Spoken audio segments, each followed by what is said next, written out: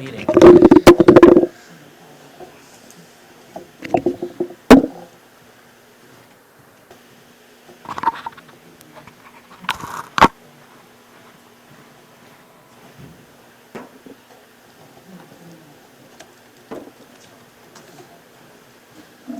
All right, any changes to the agenda? One item under administration, I want to talk to the council about the potential, a request for a special meeting of the council week between Christmas and New Year's. Okay. Everyone okay with the agenda? Motion to approve the agenda. Motion by Josh, Second. second by Bryce, all in favor? Aye. Aye. Agenda's adopted. We have a presentation, Truth and Taxation. / 2022 budget.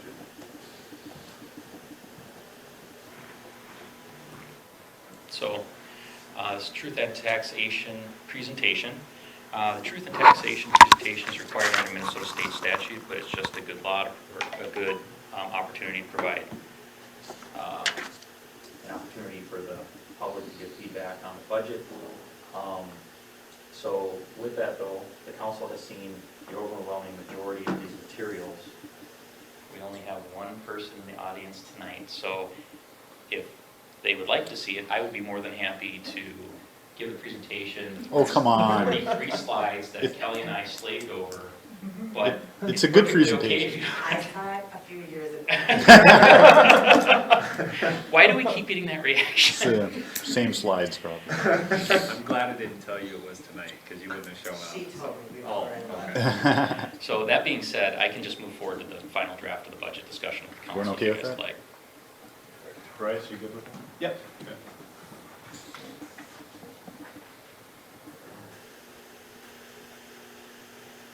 And I wish Alice's presentation, but it's quite. Oh, That was a great presentation, thank you.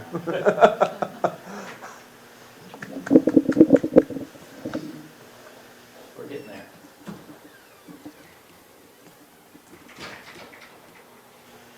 Is that Tom Wolf in a suit? It is. You were gonna be here. He's so underdressed now.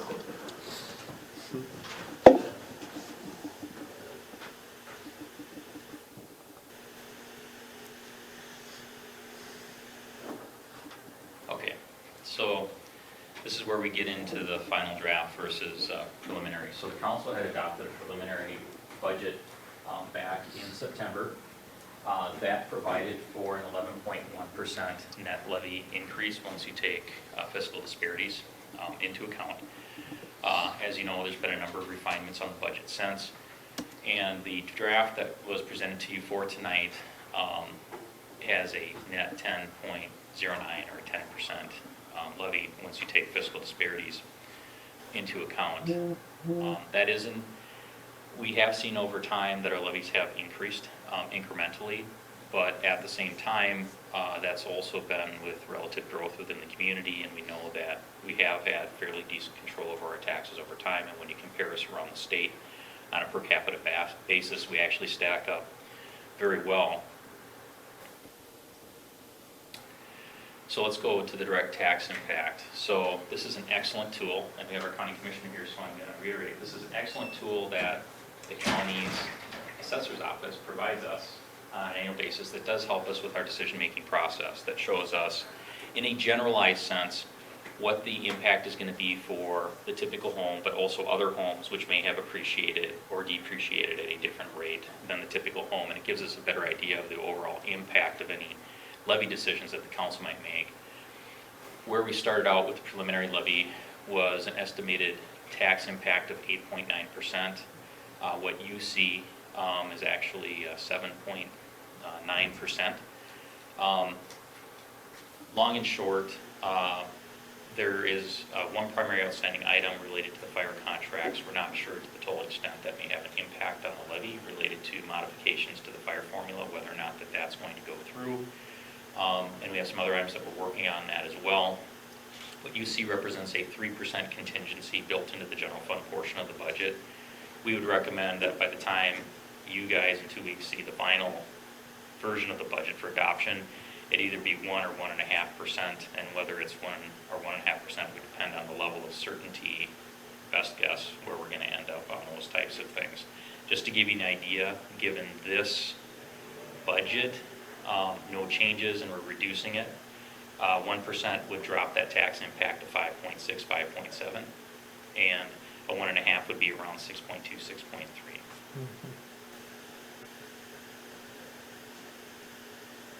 So at the 7.9, that's going to be about a $107 increase for the typical home. Just to remember, about 25% of homes experienced an increase that was greater than the typical home, so there will be some shift of tax burden to them because they appreciated more than the average. And about 6 were less, and as we pointed out during our previous meetings, that banding, which for a number of years had been expanding and there was greater stratification, they've started to converge as far as relative appreciation or depreciation within the market. And so when we're making decisions about tax impact, it's going to be similar across the broadest spectrum of our homes in the community. The weighted tax impact on what you've seen tonight is going to be 9.43, and of course that will go down once we reduce the contingency. And there's nobody from the public here, and you guys all understand your property tax statements. So generally speaking, at this point, all we're really looking for is there any additional changes you would like to make to the budget, and are you okay with us using some judgment as to how far we should reduce the contingency for the December 16th meeting? Reduce it as much as possible. 1% unless someone's gonna feel differently. No, I'm okay with that. 1% for goal. Okay. Okay, that's all we need. Thank you. All right, public comment.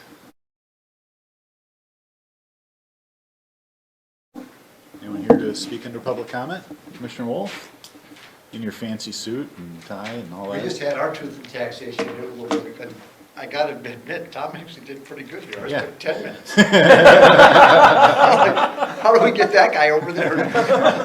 Dollar for dollar, yeah, that's Jeez. about right. We'll work out a trade. Yeah, so we're looking at 3.99. Yeah. Wow.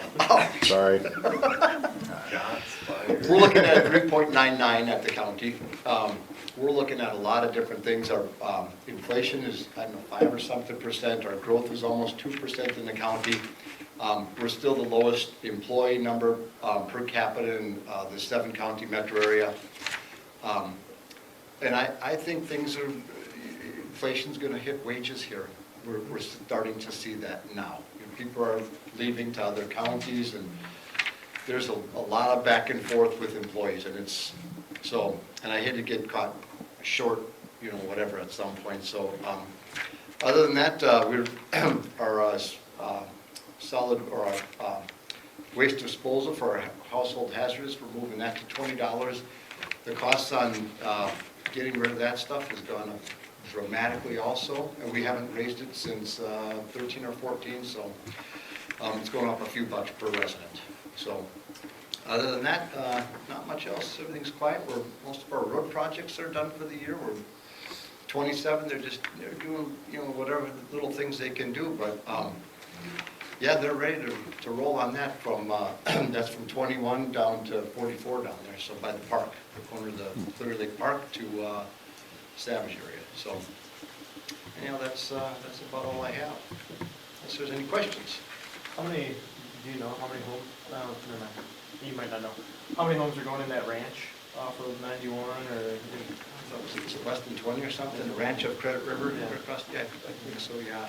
I don't know if the final number's been completely set on that yet, so, but I think it's gonna be a nice development.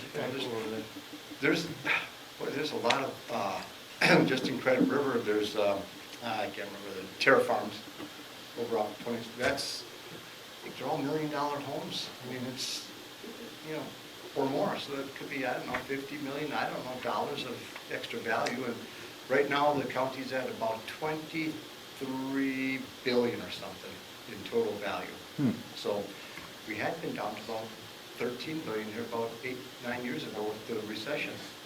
That's an interesting number. Do you have any idea how that stacks up against like Carver County? Or That I don't know. I don't. But I know, I look at that too, it's like, wow, there's a lot of dollars here. Yeah. And that doesn't include all the, that's just our taxable value. The tribe True. might have $1 billion of value themselves. True. You know, between all those big, you know, just the casino and the houses and some of the stuff that's not on whatever, churches, things like that, so it could be another 2 or 3 billion for these schools, not, No, so crazy. it's building here. So, anyhow, that's all I have. All right. Thank you. Thank you, Commissioner. Anyone else? No, you got no, I'm staring right at you. No? All right. We'll close public comment. Consent agenda. Anyone want to pull the Elko Speedway item? Or? No?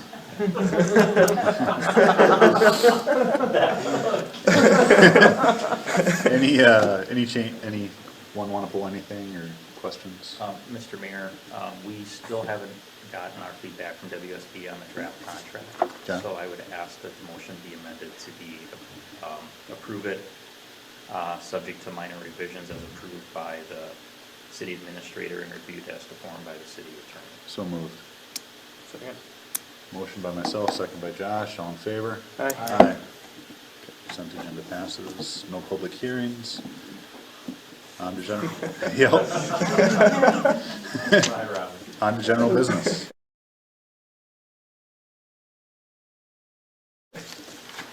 There's only one item under general business tonight, and that's related to the premise gambling permits for basically pull tabs. We have two different resolutions. One resolution is for the New Market Fire Relief Association and their locations, and the other one is for Elko Baseball Club and their two locations.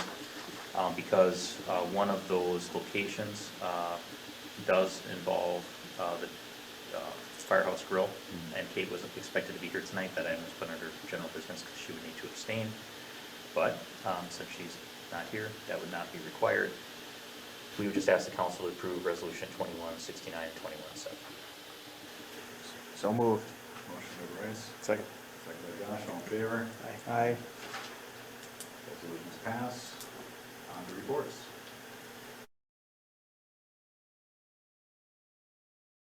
So, under administration, our first item is discussion related to the use of ARPA funds. Give me 1 second here to pull up my notes on that.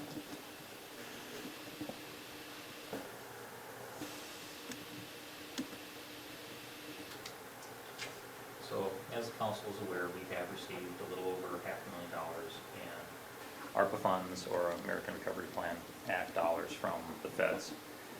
There is, like there was with the CARES Act dollars, some restrictions on the use of those dollars, which are included within the memo, but generally you can respond to health emergency, its negative impacts, including assistance to households, blah, blah, blah, responding to workers performing essential work, for the provision of government services related to the reduction of revenue, and to make necessary investments in water, sewer, and broadband infrastructure. And like the CARES Act, it's this very broad brush language without a lot of definition. And over the last several months, there's been a lot of guidance that's been continually coming out from the Treasury Department and other interpretations from people that we use as to advise us as to how those dollars may and may not work, and it's expected that there will continue to be additional guidance coming out on a regular basis.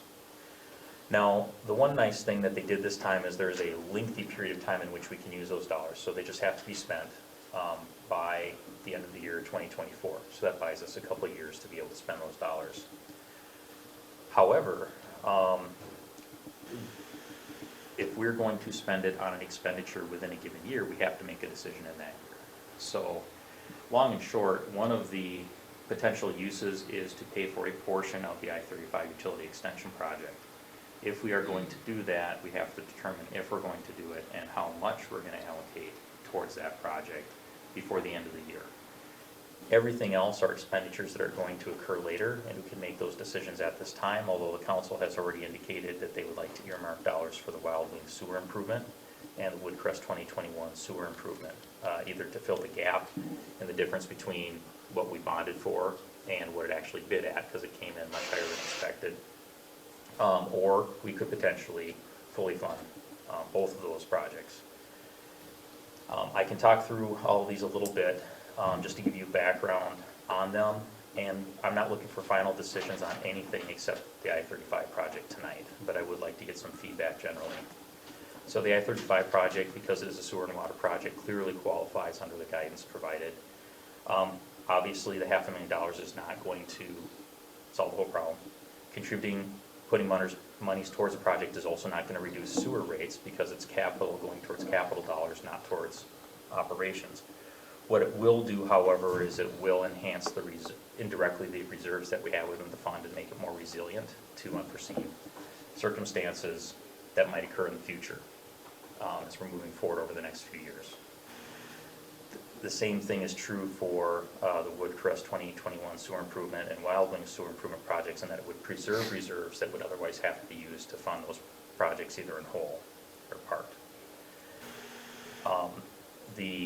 With regards to the I-35 utility extension project, if you decided to fund it partially, you could choose whether it's the water side, the sewer side, or both. So potentially you could decide to partially fund the sewer portion of the utility extension project and then fund all our portions of the Woodcrest and Wild Wings projects, so you'd have an impact on water and sewer, just 3 different projects. The other items that have been discussed at staff that we're putting up there would be audiovisual improvements to the council chambers. We've indicated to the council in the past that we believe this would be eligible, and the council's indicated support for that.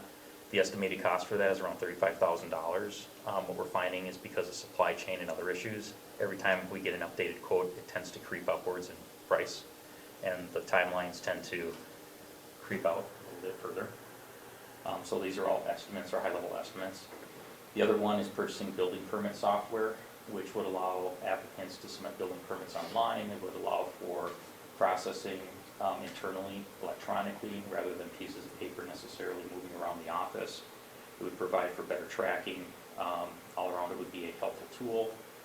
Estimated cost for that would be $25,000, and that would be an initial upfront implementation along with a package of 2 to 3 years of services that go with it. Anytime we talk about this and other software packages, keep in mind that you can pay the upfront cost, but the way software is going now, you now have ongoing maintenance fees or subscription fees that go with it. So that would be, in one package we looked at, and $6,000 a year once we get past whatever we initially paid for. The other one would be utility billing and accounting software upgrade. We are looking at it. What you tend to find is for cities as they tend to grow, our size tend to use a package called Banyan. It has a very good value for what you get for what you pay for, which is why most cities our size utilize it, but it has limitations. It's not we'll just put it mildly, it has idiosyncrasies, but given the value, you can live with those idiosyncrasies. But what happens is when you start getting to be 8, 10,000 or 12,000 population, the capabilities of that tool start reaching its limitations. And you see a lot of cities moving to some of the big boys, Springbrook, Dodges, Redpath, Black Mountain, some of those programs. You get more, but you pay more. The cost to do initial implementation and buy a couple of years of subscription out of the gate is about $80,000, and you're talking about $11,000 a year in maintenance fees, which would be a little over double what we're paying currently through Banyan. Another available option is business grants, similar to what we've done in the past in some form or fashion. Although those are tended to relate to, again, losses sustained by businesses due to the pandemic and some of the feedback we've received, and when we talk to some of our peers in other communities, they're finding that it's harder for the businesses to demonstrate that, and they've pretty much maxed out through other programs. So you're not seeing as much of this, some, but not as much in other communities. I can tell you we do have a few businesses in the community that missed the other one that might be able to take advantage of it, but it's not going to be anything, I think, like we saw previously. And then there's other things that, quite honestly, because of internal bandwidth, we haven't had the time to fully flesh out to even get a number. One could be towards asset management program, and another one would potentially be, what was the other one, Kelly? Website. Updating the website, because that's starting to become dated. It's less ADA compliant than it was previously. It does need an upgrade, and if somebody else can pay for it, that's always a good thing. So those are the things that we have out on the table now. Even though we don't need to make decisions on the following 3 or 4 items and everything else I mentioned that's not on the list today, if you want to preserve dollars to be able to do them, you got to have a general indication of how much you want to keep in the bank if you're going to put anything towards the utility projects. So that's why we wanted to have a higher level discussion, get some direction on a few projects, and then also get a feel from the council where you might want to put those dollars so we can focus our efforts going forward. So did I hear you right in saying the I-35, you do need to know tonight? Yep, we've gotten feedback from our now former financial advisor on that, that we can use those dollars for that project, even though it was rolling before the dollars came out. But we would have to expend them within the calendar year of the project, and within this financial year. Got it. So essentially, the net effect is you overbonded for the project at the end of the day because you had other dollars you were found to be able to utilize. But we have to, because the project has no more expenses coming in 2022, we have to expend those dollars this year. At this point, Woodcrest and Wild Wings are under contract. It is possible that the contractor might start work on it, but his indications and he has notice to proceed, but indications are at this point that we just ran out of daylight for the season and they would more likely be after the first of the year and into the next construction season. But there is a small chance that that could happen. More likely than not with the Woodcrest project, they might do some initial work. It probably won't be significant in speaking with Rich, but there's a chance that there might be some expenditures that would happen this year that we wouldn't be able to capture if Krieger Excavating can get going a little earlier, or the weather stays mild through December, which it might. Okay. Thanks. Thoughts? How much business grants did we do with the first round? 102 or 104. 104. I'd really like to do something like that. Yeah. I would. I mean, I think, there's gotta be a need. And we just gotta make it as easy as possible. But then I also see the audio visual, the building permit. I mean, those seem like no-brainers. They're easy, they're little, relative.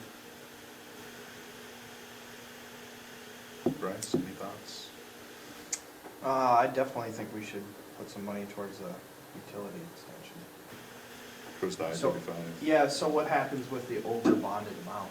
Does it just go back to the, So they sit, they're bonded dollars to be used to pay for the project. If the project costs less and you have more proceeds, you typically take them and hold them in reserves and use them to pay debt service.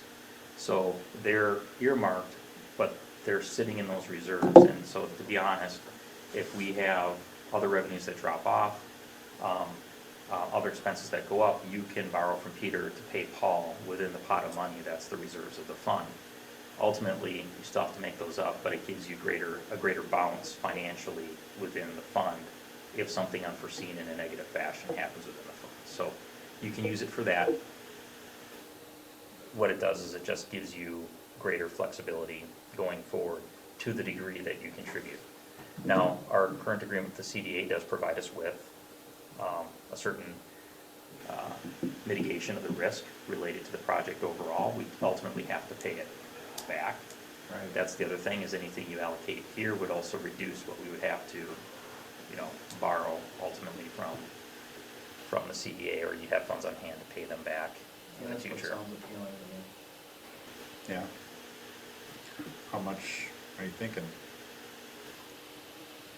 Well, it'd be nice to be able to do these smaller ones, like the audio visual, the building permit, some of those, but I think that a good chunk of that should go towards that project.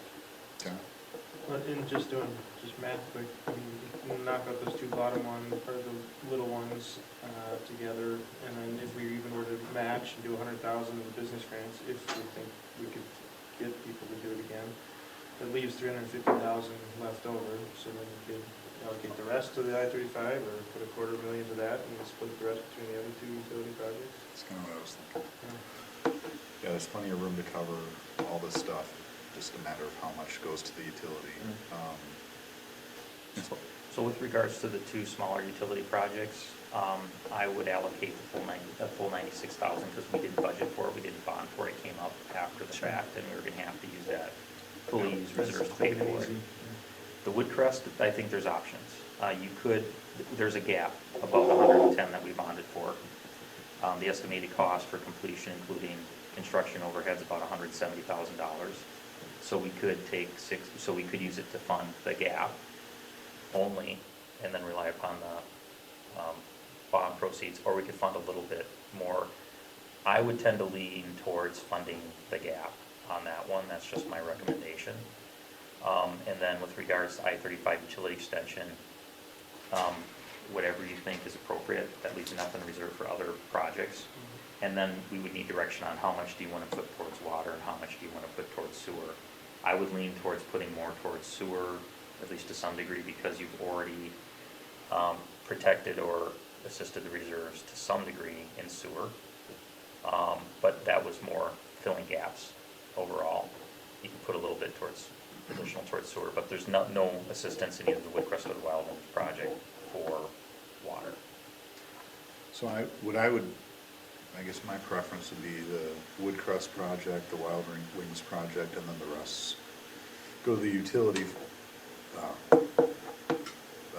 extension project. Unless we wanted to keep some aside for business grants, that would be what I would advocate for. But in terms of the business grants, Renee, we did over 100,000, or we gave out over 100,000 last time.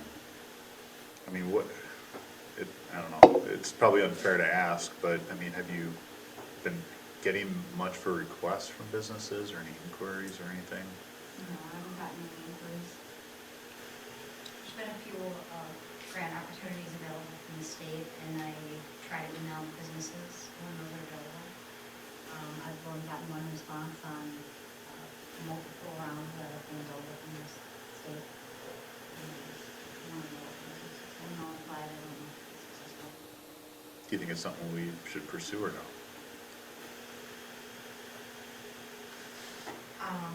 I need, well, the council needs to know at this time, it is time consuming for staff.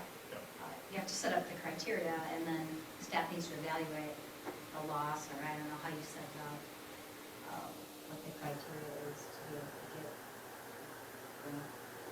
So we're kind of understaffed as it is. It's kind of a cumbersome Today, project. I'm saying that it's time consuming. Yep. And it may, if it's something that comes a little bit later, earlier, next year, probably doable. So if you were to forget the business grant and do the Woodcrest, Wild Wings, I mean, I still think the audiovisual, I think it's an opportunity to pay for that, or at least budget that in. The building permit, I think, would be helpful for a variety of different reasons. Those four together, if you were to pay for them all or set it aside for all, leaves $182,000 that could then go to the I-35. Yeah. I can be on board with that. I'd like to know more about the audio-visual improvements that you have in I mind. can give you a quick rundown on what that quote is based on. I mean, you don't have to now, I mean, because right now, Yeah. really all you Yeah. need is direction on the I-35. Yeah. right? Yeah.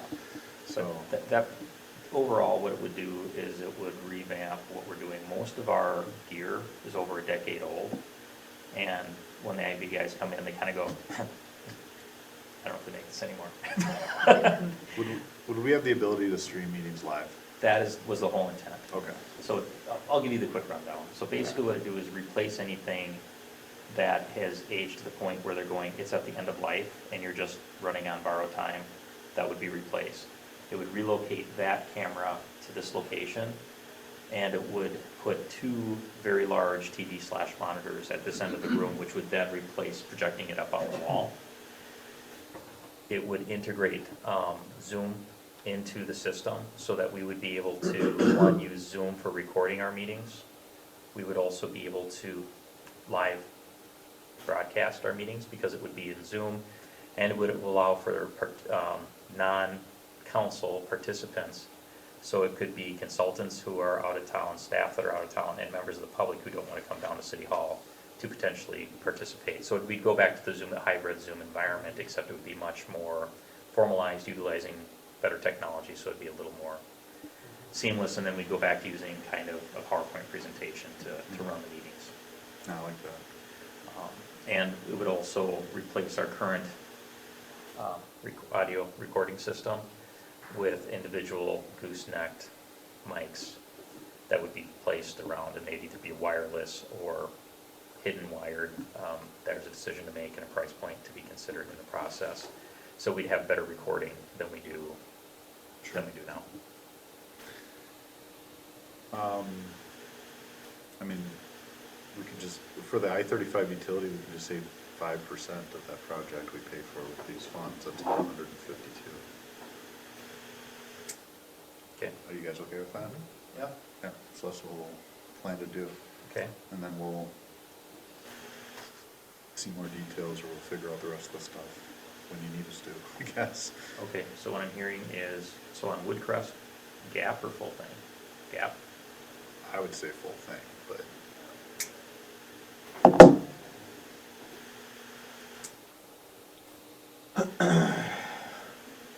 I feel like I'm making stuff up. I mean, I don't know. I feel like it's, I'd be more inclined for the gap, but Why? because we already bonded for it. We have other items that we want to also put funds towards. I just feel like there's other items on this list too that would be nice to just have paid for. We're not gonna have to worry about it, but. So all, I'm not Because I very. feel like some of these items, if we don't do them with these funds, Mhm. they're most likely gonna get pushed and probably cut, because they're not high on the priority list, but they're nice things to be able to Yeah. take care of and have. and should point out that all of the items, when you get into audio vision and everything else, none of those items are budgeted for in capital outlay, Right. or nor are they included in the capital improvement plan. Yeah, I mean, I'm okay with it, I don't have a hard opinion either way. well, and with only doing 5%, 150,000, we can pay for the rest of them, Well, right. minus the utility billing account and software upgrade. Right. But we could have a portion left over. So when you talk 5%, are we talking 5% of 3 million or 5? Yeah, So that gets you 152,000-ish. And then would you like staff then to just make a recommendation on how that would be split between water and sewer? that'd be great. Okay. And then Woodcrest, I'm okay with Gap. Gap, and then Wild Wings. So what we do is at the next meeting, we'd have two items on the agenda related to this one. We did get allotted an additional $8,000 because some people didn't claim. So the difference basically got redistributed to everybody else. So we did get a little bit more. 1, 2, 3. So we need to accept those dollars as well. And then we would have a resolution basically designating the dollars funding related to utility projects. And then at that point, we would have time then to invest, and we need to do more work on some of these items as well. From a staff standpoint, we're not ready to bring it to you as approval at this time. Okay, Kind of worried about Patrick. I'm to There's a room full of paramedic firefighters, so. Wow. He's in the best possible You went to the place. right spot. Yeah. All right. Okay, that's the direction we need, thank you. Okay. And then you wanted to talk about special meeting? We do. Council recall that we had a number of re-guidance of parcels here and there throughout the city related to the comprehensive plan update. And one of those, based on feedback we received from the landowner and a developer, was the property in the southeast corner of 2 and 91, or the KL Group property, where MWF was looking at a multifamily housing project previously. That project was going to be re-guided from commercial to high-density residential. And that we are on the 14th of December, we're going to have the hearing on doing all that housekeeping following the adoption of the comp plan. And then that would naturally come to the council in January for adoption and to re-guide and rezone those properties. However, the property owner, the KL Group, the property is currently zoned commercial. And the tax burden related to commercial versus high-density residential is somewhat significant. And they're basically saying, hey, can you hurry this up a little bit before the end of the year? Because the county assessor, if you do it before the end of the year, will, for the coming year, will put it to the lower class rate for taxes, and it'll save us a ton of money. It's gonna happen anyways, and so the question is, if you guys make yourselves available, we would be extremely helpful to a property taxpayer within the community, based on when the hearing's gonna be held, and then posting the notice for 10 days.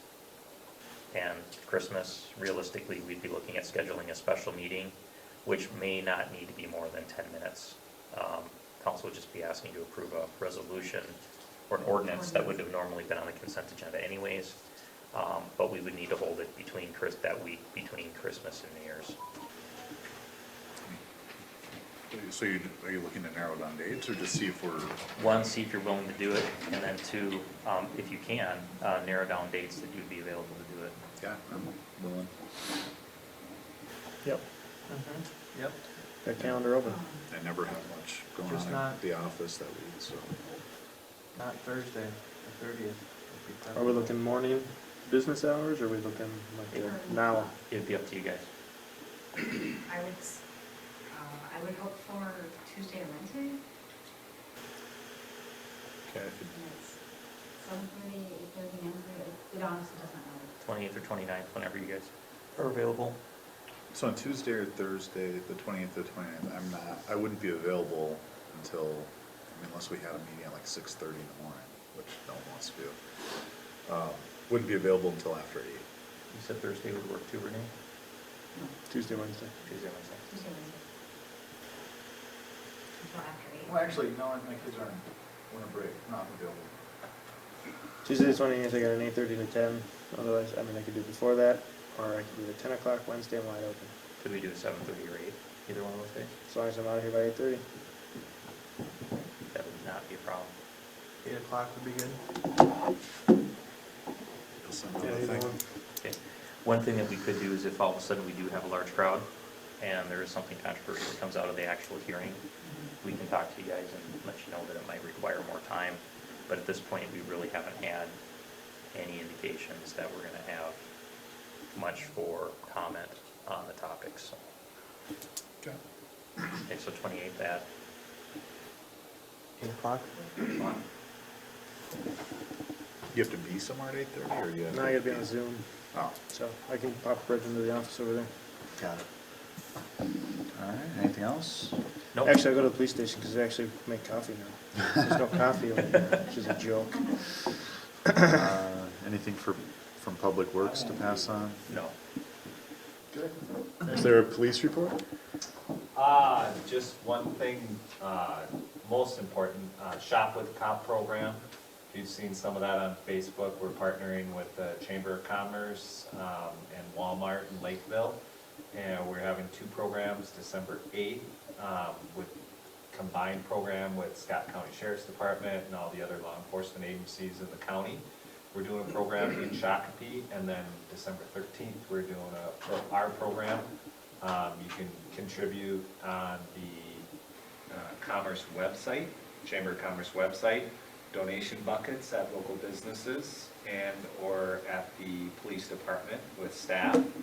And all those funds will be distributed to the families. We have it'll be 11 kids that are benefiting this year from our programs, and 3 families, and everything that is collected before will be distributed to the families in the form of gifts and gift cards, so we're really excited. Nice. I'd like to thank the Mahawal family, donated $500 from their Ride for Molly that they have every year, which is really cool, so I'd like to thank them as well. Other than that, at the last meeting that I couldn't be at because of training I was attending, some questions about the increased call load over the year, or excuse me, over the month prior. That was due to a number of factors, not really call driven, but TZD. There's been a huge effort. We're up 39% the deaths on the roads this year over last year, and even more, like 50% over 19. So there's been a lot more enforcement efforts out there. So those raise those types of numbers as well. So And then with COVID last year too, the numbers really cranked up over last year as well. So, other than that, I believe that would be it, and I'm open for questions if you guys have any. Thanks, Brady. Thank you. Anything for fire? Um, So there's the, well, no, fire contract, more to come on that. okay. You don't have Rich here. I talked with him today, and it's just kind of like, there's really nothing on here for you to do. It's gonna be a short meeting, so. That's fine. Community development? I don't have a lot. Tom, they've already advised you, but Haley's last day in the office was yesterday. We have interviewed for her position as well as the additional position that was authorized. Well, no, we interviewed just for the additional position and found what would be the two good candidates. So, hopefully get somebody on board there. I don't have any updates on Quick Trip or the apartment project. Make some phone calls tomorrow, just get some updates on various outstanding projects. Thank you. Parks, we have the memo. That, unless there's anything more that to be shared. CCEC, we don't have anyone here from CCEC. I talked to Linda, there isn't really much beyond what was in Yeah. the minutes. Other reports, scale, scale exec is tomorrow, the scale general membership is in 2 weeks, or a week, not 2 weeks, but a week from tomorrow. Any service delivery updates? No, I reported at the last meeting. No. MVTA, who's MVTA? Amanda. Okay. I-35, No report? anything from the chamber to mention, or no? Just have the drive-through Christmas tree lighting on Saturday, This Saturday? this Saturday. Okay. Yep. Some time on that. It is 6, starts at 6. Okay. Santa will be there. There'll be goodie bags for all the kids. So we had positive feedback from last year's drive-through event. So we decided to make a drive-through event again this year. And next year we'll look at maybe doing a more in-person gathering depending on how things are going. Last year's was cool. I liked the way it was, I don't know, it was kind of fun just going up to cars and handing them stuff. Yeah, we'll do the letters again. Yeah, So those were a blast. the chamber did a great job. Yeah. All right, any discussion by council?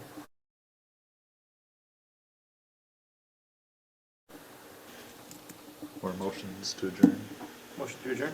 Motion by Josh, second by Bryce, all in favor? Hi. Meeting is adjourned. Thank you.